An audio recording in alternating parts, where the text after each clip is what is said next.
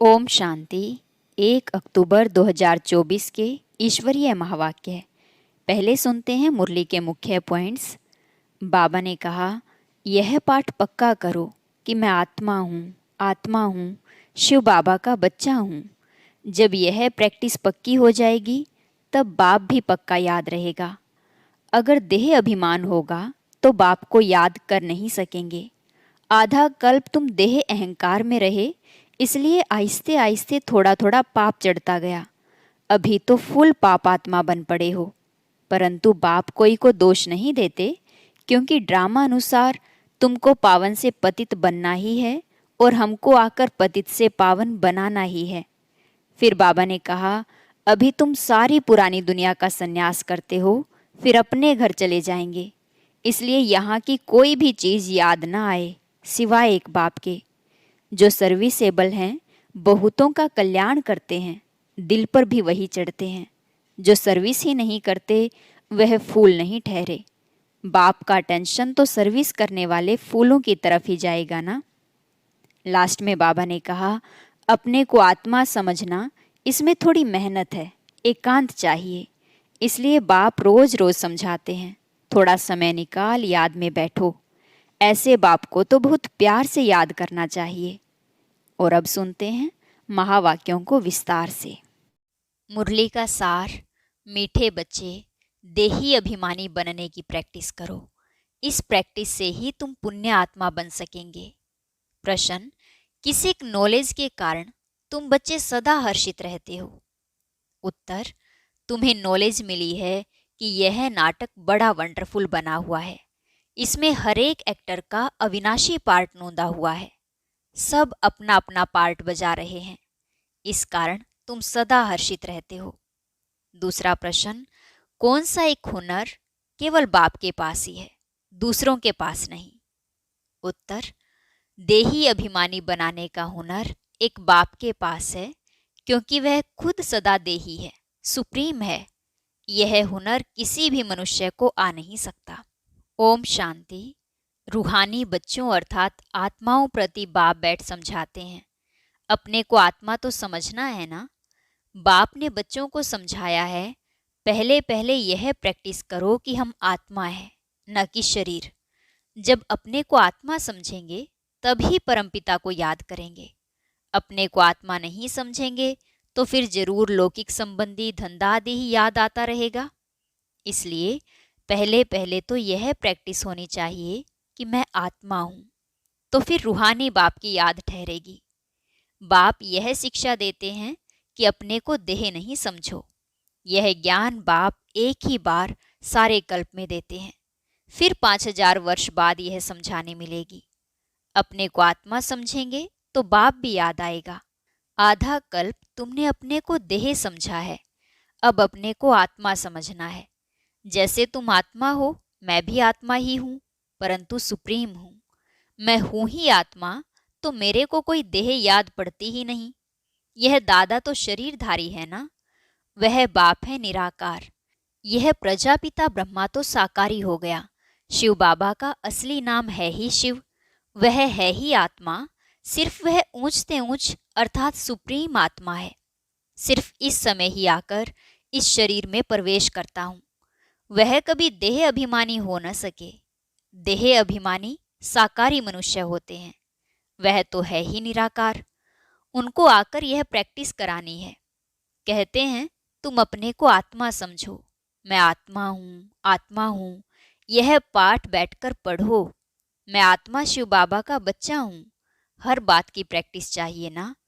बाप कोई नई बात नहीं समझाते हैं। तुम जब अपने को आत्मा पक्का पक्का समझेंगे तब बाप भी पक्का याद रहेगा। देह अभिमान होगा तो बाप को याद कर नहीं सकेंगे। आधा कल्प तुमको देह का अहंकार रहता है। अभी तुमको सिखाता हूं कि अपने को आत्मा समझो। सतयुग में ऐसे कोई सिखाता नहीं है कि अपने को आत्मा समझो। शरीर पर नाम तो पड़ता ही है, नहीं तो एक दो को बुलावे कैसे? यहाँ तुमने बाप से जो वर्षा पाया है वही प्रालब्ध वहां पाते हो। बाकी बुलाएंगे तो नाम से ना। श्री कृष्ण भी शरीर का नाम है ना। नाम बिगड़ तो कारोबार आदि चल न सके। ऐसे नहीं कि वहाँ यह कहेंगे कि अपने को आत्मा समझो, वहाँ तो आत्म अभिमानी रहते ही हैं। यह प्रैक्टिस तुमको अभी कराई जाती है, क्योंकि पाप बहुत चढ़े हुए हैं। आहिस्ते आहिस्ते कम होता जाता है। सतयुग में तुम सतो प्रधान हो, त्रेता में सतो बन जाते हो, वर्षा भी मिलता है। अपने को आत्मा समझ बाप को याद करने से ही वर्षा मिलता है। यह देही अभिमानी बनने की शिक्षा बाप अभी देते हैं। सतयुग में यह शिक्षा नहीं मिलती, अपने अपने नाम पर ही चलते हैं। यहाँ तुम हर एक को याद के बल से पाप आत्मा से पुण्य आत्मा बनना है। सतयुग में इस शिक्षा की दरकार ही नहीं। न तुम यह शिक्षा वहां ले जाते हो, वहां न यह ज्ञान न यह योग ले जाते हो। तुमको पतित से पावन अभी ही बनना है। फिर आहिस्ते आहिस्ते कला कम होती है। जैसे चंद्रमा की कला कम होते होते लीक जाकर रहती है, तो इसमें मूंझो नहीं। कुछ भी न समझो तो पूछो। पहले तो यह पक्का निश्चय करो कि हम आत्मा हैं। तुम्हारी आत्मा ही अभी तमो प्रधान बनी है, पहले सतो प्रधान थी। फिर दिन प्रतिदिन कला कम होती जाती है। मैं आत्मा हूं, यह पक्का न होने से ही तुम बाप को भूलते हो। पहले पहले मूल बात ही यह है।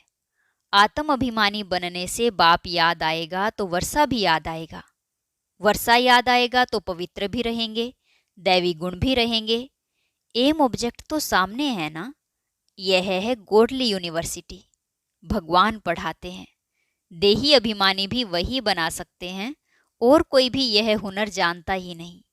एक बाप ही सिखाते हैं। यह दादा भी पुरुषार्थ करते हैं। बाप तो कभी देह लेते ही नहीं, जो उनको देही अभिमानी बनने का पुरुषार्थ करना पड़े। वह सिर्फ इस ही समय आते हैं तुमको देही अभिमानी बनाने। यह कहावत है, जिनके माथे मामला वह कैसे नींद करे। बहुत धंधा आदि टू मच होता है तो फुर्सत नहीं मिलती, और जिनको फुर्सत है वह आते हैं बाबा के सामने पुरुषार्थ करने। कोई नए भी आते हैं, समझते हैं नॉलेज तो बड़ी अच्छी है। गीता में भी यह अक्षर है, मुझ बाप को याद करो तो तुम्हारे विकर्म विनाश हो जाएं। तो बाप यह समझाते हैं। बाप कोई को दोष नहीं देते हैं। यह तो जानते हैं तुमको पावन से पतित बनना ही है, और हमको आकर पतित से पावन बनाना ही है। यह बना बनाया ड्रामा है, इसमें कोई के निंदा की बात नहीं। तुम बच्चे अभी ज्ञान को अच्छी रीति जानते हो, और तो कोई भी ईश्वर को जानते ही नहीं, इसलिए निधन के नास्तिक कहलाए जाते हैं। अभी बाप तुम बच्चों को कितना समझदार बनाते हैं। टीचर रूप में शिक्षा देते हैं, कैसे यह सृष्टि का चक्र चलता है। यह शिक्षा मिलने से तुम भी सुधरते हो। भारत जो शिवालय था सो अब वैशाल्य है ना, इसमें गलाने की तो बात ही नहीं। यह खेल है जो बाप समझाते हैं। तुम देवता से असुर कैसे बने हो, ऐसे नहीं कहते क्यों बने। बाप आए ही हैं बच्चों को अपना परिचय देने, और सृष्टि का चक्र कैसे फिरता है यह नॉलेज देते हैं। मनुष्य ही जानेंगे ना, अभी तुम जानकर फिर देवता बनते हो। यह पढ़ाई है मनुष्य से देवता बनने की, जो बाप ही बैठ पढ़ाते हैं। यहाँ तो सब मनुष्य ही मनुष्य है। देवता तो इस सृष्टि पर आ नहीं सकते जो टीचर बनकर पढ़ाए। पढ़ाने वाला बाप देखो कैसे पढ़ाने आते हैं। गायन भी है, परम पिता परमात्मा कोई रथ लेते हैं। यह पूरा नहीं लिखते कि कौन सा रथ लेते हैं। त्रिमूर्ति का राज भी कोई समझते नहीं। परम पिता अर्थात परम आत्मा, वो जो है सो अपना परिचय तो देंगे ना। अहंकार की बात ही नहीं। न समझने के कारण कहते हैं इनमें अहंकार है। यह ब्रह्मा तो कहते नहीं कि मैं परमात्मा हूँ, यह तो समझ की बात है। यह तो बाप के महावाक्य हैं। सभी आत्माओं का बाप एक है, इनको दादा कहा जाता है। यह भाग्यशाली रथ है ना। नाम भी ब्रह्मा रखा है, क्योंकि ब्राह्मण चाहिए ना। आदि देव प्रजापिता ब्रह्मा है, प्रजा का पिता है। अब प्रजा कौन सी? प्रजापिता ब्रह्मा शरीरधारी है तो एडोप्ट किया ना। बच्चों को शिव बाबा समझाते हैं, मैं एडोप्ट नहीं करता हूँ।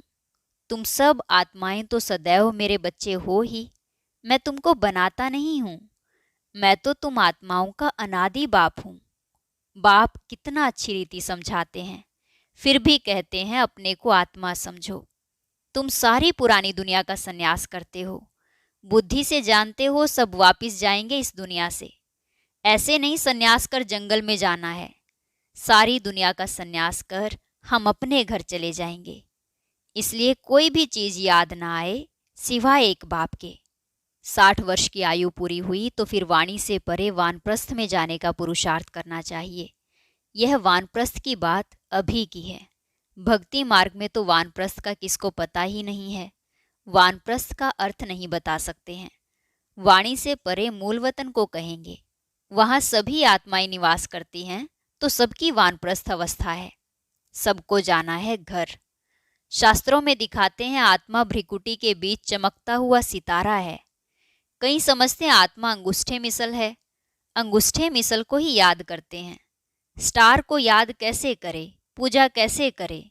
तो बाप समझाते हैं तुम देह अभिमान में जब आते हो तो पुजारी बन जाते हो। भक्ति का समय शुरू होता है, उसको भक्ति कल्ट कहते हैं। ज्ञान कल्ट अलग है। ज्ञान और भक्ति इकट्ठे नहीं हो सकते, दिन और रात इकट्ठे नहीं हो सकते। दिन सुख को कहा जाता है और रात दुख अर्थात भक्ति को कहा जाता है। कहते हैं प्रजापिता ब्रह्मा का दिन और फिर रात, तो प्रजा और ब्रह्मा जरूर दोनों ही इकट्ठे होंगे ना। तुम समझते हो हम ब्राह्मण ही आधा कल्प सुख भोगते हैं, फिर आधा कल्प दुख। यह बुद्धि से समझने की बात है। यह भी जानते हो सब बाप को याद नहीं कर सकते हैं, फिर भी बाप खुद समझाते रहते हैं अपने को आत्मा समझो और मुझे याद करो तो तुम पावन बन जाएंगे। यह पैगाम सबको पहुंचाना है, सर्विस करनी है।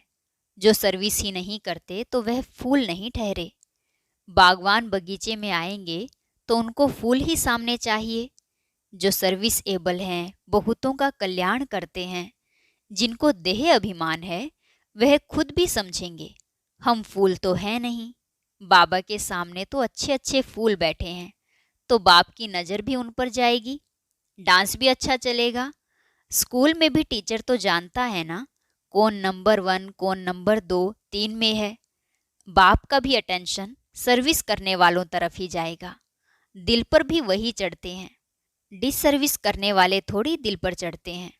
बाप पहली पहली मुख्य बात समझाते हैं अपने को आत्मा निश्चय करो, तब बाप की याद ठहरेगी। देह अभिमान होगा तो बाप की याद ठहरेगी नहीं। लौकिक संबंधियों तरफ, धंधे दोरी तरफ बुद्धि चली जाएगी। देही अभिमानी होने से पारलौकिक बाप की याद आएगी। बाप को तो बहुत प्यार से याद करना चाहिए। अपने को आत्मा समझना, इसमें मेहनत है, एकांत चाहिए। 7 रोज की भट्ठी का कोर्स बहुत कड़ा है। कोई की भी याद ना आए, किसको पत्र भी नहीं लिख सकते। यह भट्ठी तुम्हारी शुरू की थी, यहाँ तो सबको रख नहीं सकते, इसलिए कहा जाता है घर में रहकर प्रैक्टिस करो। भक्त लोग भी भक्ति के लिए अलग कोठी बना देते हैं, अंदर कोठरी में बैठ माला सिमरते हैं। तो इस याद की यात्रा में भी एकांत चाहिए, एक बाप को ही याद करना है। इसमें कुछ जबान चलाने की भी बात नहीं है। इस याद के अभ्यास में फुर्सत चाहिए। तुम जानते हो लौकिक बाप है हद का क्रिएटर, यह है बेहद का। प्रजापिता ब्रह्मा तो बेहद का ठहराना। बच्चों को एडॉप्ट करते हैं, शिव बाबा एडॉप्ट नहीं करते हैं, उनके तो बच्चे सदैव है ही। तुम कहेंगे शिव बाबा के हम बच्चे आत्माएं अनादि हैं ही, ब्रह्मा ने तुमको एडॉप्ट किया है। हर एक बात अच्छी रीति समझने की है। बाप रोज रोज बच्चों को समझाते हैं। कहते हैं बाबा याद नहीं रहती। बाप कहते हैं इसमें थोड़ा समय निकालना चाहिए। कोई कोई ऐसे होते हैं जो बिल्कुल समय नहीं दे सकते, बुद्धि में काम बहुत रहता है, फिर याद की यात्रा कैसे हो? बाप समझाते हैं मूल बात ही यह है, अपने को आत्मा समझ मुझ बाप को याद करो तो तुम पावन बन जाएंगे। मैं आत्मा हूँ, शिव बाबा का बच्चा हूँ, यह मन मनाभव हुआ ना। इसमें मेहनत चाहिए, आशीर्वाद की बात नहीं। यह तो पढ़ाई है, इसमें कृपा व आशीर्वाद नहीं चलती। मैं कभी तुम्हारे ऊपर हाथ रखता हूँ क्या? तुम जानते हो बेहद के बाप से हम वर्षा ले रहे हैं। अमर भव, आयुष्मान भव, इसमें सब आ जाता है। तुम फुल एज आयु पाते हो, वहां कभी अकाले मृत्यु नहीं होती। यह वर्षा कोई साधु संत आदि दे नहीं सकते। वह कहते हैं पुत्रवान भव, तो मनुष्य समझते उनकी कृपा से बच्चा हुआ है। बस जिनको बच्चा नहीं होगा वह जाकर उनका शिष्य बनेंगे। ज्ञान तो एक ही बार मिलता है, यह है अव्यभिचारी ज्ञान, जिसकी आधा कल्प प्रारब्ध चलती है। फिर है अज्ञान। भक्ति को अज्ञान कहा जाता है। हर एक बात कितना अच्छी रीति समझाई जाती है। अच्छा, मीठे मीठे सिक्की लदे बच्चों प्रति माता पिता बाप दादा का याद प्यार और गुड मॉर्निंग। रूहानी बाप की रूहानी बच्चों को नमस्ते। रूहानी बच्चों की रूहानी बाप दादा को नमस्ते नमस्ते, गुड मॉर्निंग, शुक्रिया बाबा, शुक्रिया। धारणा के लिए मुख्य सार। अभी वानप्रस्थ अवस्था है, इसलिए बुद्धि से सब कुछ संन्यास कर एक बाप की याद में रहना है। एकांत में बैठ अभ्यास करना है। हम आत्मा हैं, आत्मा है। सर्विसेबल फूल बनना है। देह अभिमान वश ऐसा कोई कर्म नहीं करना जो डिसर्विस हो जाए। बहुतों के कल्याण के निमित्त बनना है। थोड़ा समय याद के लिए अवश्य निकालना है। वरदान। परमात्म ज्ञान की नवीनता, पवित्रता को धारण करने वाले सर्व लगावों से मुक्त भव। परमात्म ज्ञान की नवीनता, पवित्रता को धारण करने वाले सर्व लगावों से मुक्त भव। इस परमात्म ज्ञान की नवीनता ही पवित्रता है। फलक से कहते हो कि आग कपूस इकट्ठा रहते भी आग नहीं लग सकती। विश्व को आप सबकी यह चैलेंज है कि पवित्रता के बिना योगी व ज्ञानी तो आत्मा नहीं बन सकते। तो पवित्रता अर्थात संपूर्ण लगाव मुक्त, किसी भी व्यक्ति व साधनों से लगाव न हो, ऐसी पवित्रता द्वारा ही प्रकृति को पावन बनाने की सेवा कर सकेंगे। स्लोगन है, पवित्रता आपके जीवन का मुख्य फाउंडेशन है। धरत परिये धर्म न छोड़िए। पवित्रता आपके जीवन का मुख्य फाउंडेशन है। धरत परिये धर्म न छोड़िए। ओम शांति। अब सुनते हैं आज की अव्यक्त मुरली। इसके लिए ऊपर दिए गए बॉक्स पर क्लिक करें।